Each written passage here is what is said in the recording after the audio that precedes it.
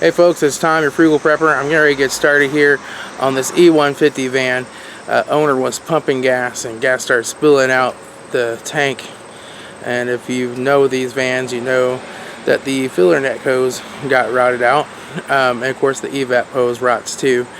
So we're going to replace those. The actual filler neck and everything looks fine. The tank actually looks remarkably good.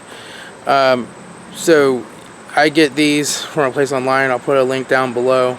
I was going to try to do a piece of straight hose on this, just get it from Napa and get it done, but it does have this bend in it, and the concern there is, well, two things. It costs as much to get that straight hose from Napa as it does to buy the right one, and two is over time you might be able to flex that around, but over time if it gets a kink in it, then they're not going to be able to fill their tank, or at least not very fast. So I just went ahead and ordered the right parts so we can do a good job.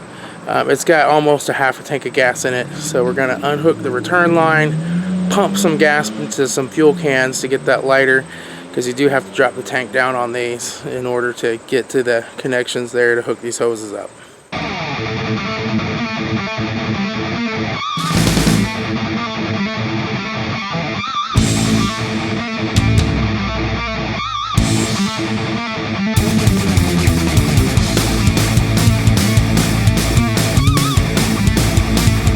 Okay, so I've got the hose from my fuel pressure tester hooked up to the Schrader valve back here, and actually just to make it faster I went ahead and got my valve stem tool and pulled the actual valve stem out of that guy, and so now I am pumping gas down here to my gas can.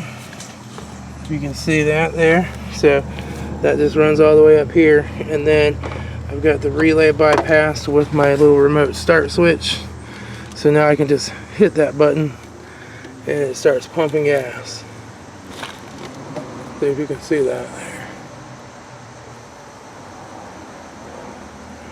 Now I'll fill up a few 5-gallon cans or whatever it takes till this thing's empty, and it'll be a whole lot easier to take that tank out.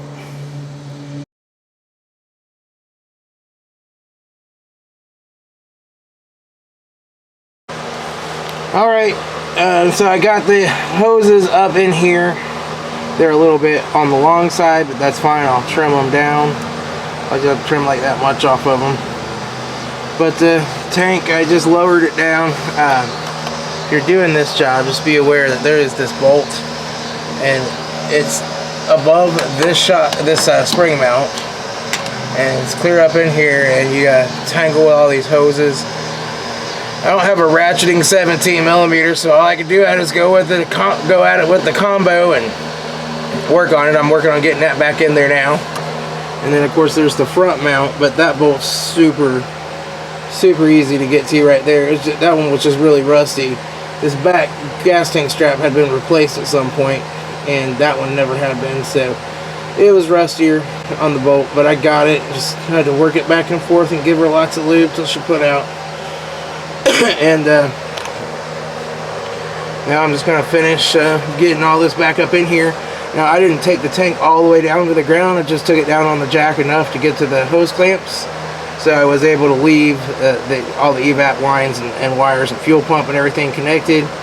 But if you're going to take it all the way down, like it's got a lot of gas in it or something, there's just all kinds of fuel lines and stuff. You have to take it part way down, then get up in there and start disconnecting stuff before you take her all the way down, or you'll start breaking off the little pieces of plastic and stuff that the evap line's hooked to, and that won't be a fun day.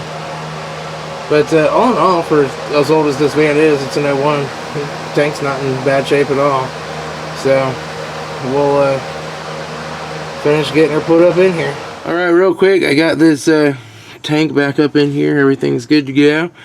There's the new filler neck hoses ran back in there. So this one is ready to get out of here. And on to the next one.